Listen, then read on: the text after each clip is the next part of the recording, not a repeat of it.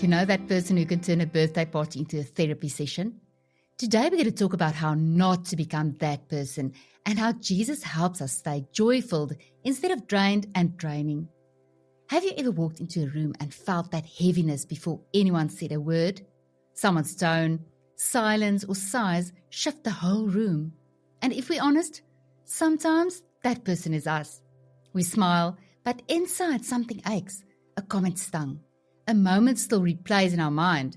A wound from years ago still stirs like it happened last week. We retell the story hoping that someone will finally understand. Or we keep it all inside until it festers and drains us dry. That's where bitterness begins.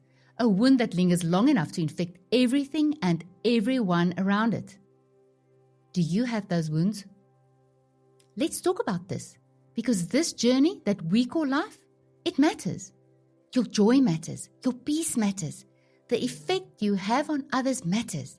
And being hurt and pushed aside because you can't let go of past wounds also matters.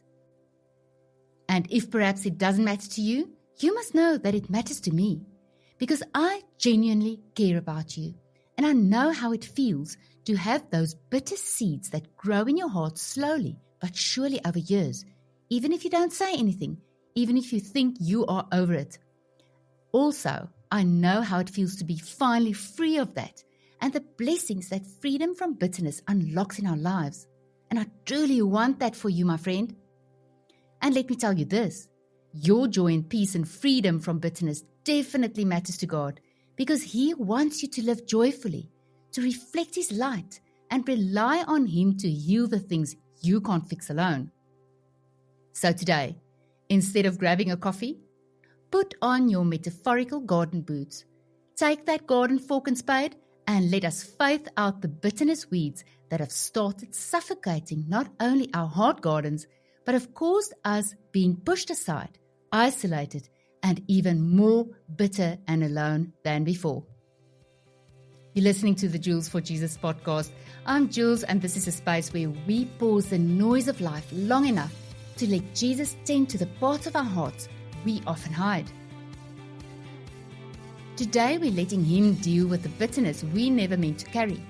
And I hope that through my story, Jesus touches yours. So let's lean in, let's get real, and let's start gardening together with Jesus. So let's set the scene. In Leviticus 13, anyone with a defiling skin disease had to tear their clothes, leave their hair unkempt, cover their mouths, and shout, "Unclean, unclean!" Then go and live outside the camp until they were clean. It actually reminds me a bit of COVID. Masks, isolation, stepping back from others. Even now, if someone coughs in a pharmacy queue, we still give them the side eye, don't we? Wondering how they can be so insensitive and so rude to appear in public and potentially infect everyone around them. In Numbers 5, God again instructs Moses to send those who were unclean outside the camp, not to punish them, but to protect His presence among His people. And in Luke 17, you'll find 10 men with leprosy standing at a distance and crying out, "Jesus, Master, have pity on us." And as they go, they are healed. Separation, desperation, restoration. Uncleanness isolates, but Jesus restores. We don't walk around shouting unclean, unclean anymore, but sometimes our hearts do. Bitterness, resentment, cynicism, gossip, they settle quietly until they start seeping into our voice, our tone, our posture, even the corners of our mouths turn all the more south. And people can feel it, even if they can't name it. And that's why I sometimes stop and ask myself, Jules, how do you want to show up in this room? And even more importantly, how do you want people to feel after you've left? Do you want them thinking, "Oh, shame, poor thing, she's really been through such a tough time"? Or, "We're definitely not inviting that party pooper again. She drains the whole room"?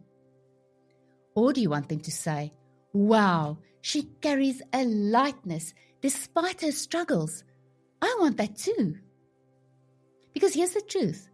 No one wants to hear the same story repeated endlessly, whether it's a breakup, an unfair boss, a diagnosis, someone who offended you, or your municipal account. Constant complaining drains a room, and slowly, almost invisibly, we get nudged to the outside of the camp. Not because people don't love us, but because it becomes emotionally exhausting to be around us. But listen, Jesus never asked us to fake it. He simply called us to carry peace. So when I know that I'm not in a good place, I remind myself, Jules, build the room, don't drain it. Sometimes that means talking less. Sometimes listening more. Sometimes finding just one kind thing to say. Because when we shift our focus outward, something inward shifts too. When the 10 lepers cried out, Jesus didn't just see their disease. He saw their loneliness, rejection, and shame. He sees yours too. Maybe you've been carrying something unhealed for years, rejection, betrayal, disappointment. You've learned to function with it, but it lives beneath the surface. Jesus knows, and His blood still heals.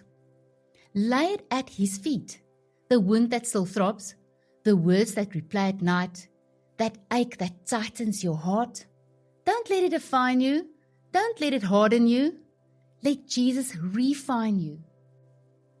His healing goes deep, into places no one else can see, until His peace pushes bitterness out like weeds being pulled up by the root. And suddenly, you are not rehearsing old stories anymore. You're not rewriting endings that won't change. You are breathing again. You've created space in your heart garden so that beauty has room to grow. You're not dragging that old version of yourself or that person who offended you around like a dead weight. Life's too short for that, my friend. Don't you agree? And here's the miracle. When you do that, people notice. Oh, he or she's not pretending. They are peaceful suddenly. My Aunt Mila calls this being Jesus-infused, like a tea bag steeped long enough in His presence that His love flavors everything about you. She always says the bride of Christ, and that is us, should be unoffended, unaffected, unafraid, unhurried, and unworried. Let that seep in. And don't miss this. There's not one verse in the Bible where Jesus was bitter. He was sad at times. He was angry at injustice. But He never sat in it. He never retold the same story. He never drained the room. In fact, He filled it with His light. He was forever drawing people near, and people could never get enough of His presence. So that's the invitation, to reflect the character of Jesus, to carry peace that draws people in, not heaviness that pushes them away. Now let's look at some practical steps to keep bitterness from taking root in our hearts. Notice what's settling in your heart. Catch bitterness while it's still small before it takes root. Voice your pain, but take it to Jesus first. Intentionally build the atmosphere when you walk into a room, and let the blood of Jesus do what time can't, because time numbs. It doesn't heal like that famous saying goes. It's Jesus who heals. Take a moment and pray this with me. Jesus, I need your peace today. Take the bitterness I've been carrying and trade it for joy. Pull it out of my heart like weeds from the root. Remove the offense I've kept inside and replace it with your freedom. Teach me to walk into rooms with light again. Heal what I cannot fix myself. My friend, hear this. You are not unclean.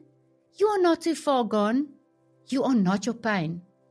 You are washed by the blood of Jesus, the blood of the Lamb. You are restored. You are loved by a God who still heals what no one else can touch.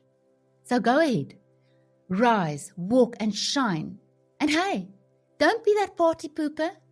Go from bitter to better. When life gets sour, show up sweet anyway. Until next time, go on, go light up that room. I can't wait to meet you there.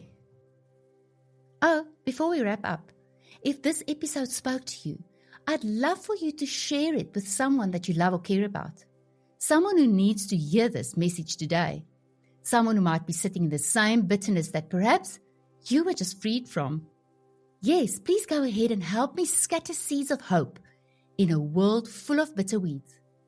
This is Jules, And I'm for Jesus, and I can't wait to welcome you in when you hit play on the next episode.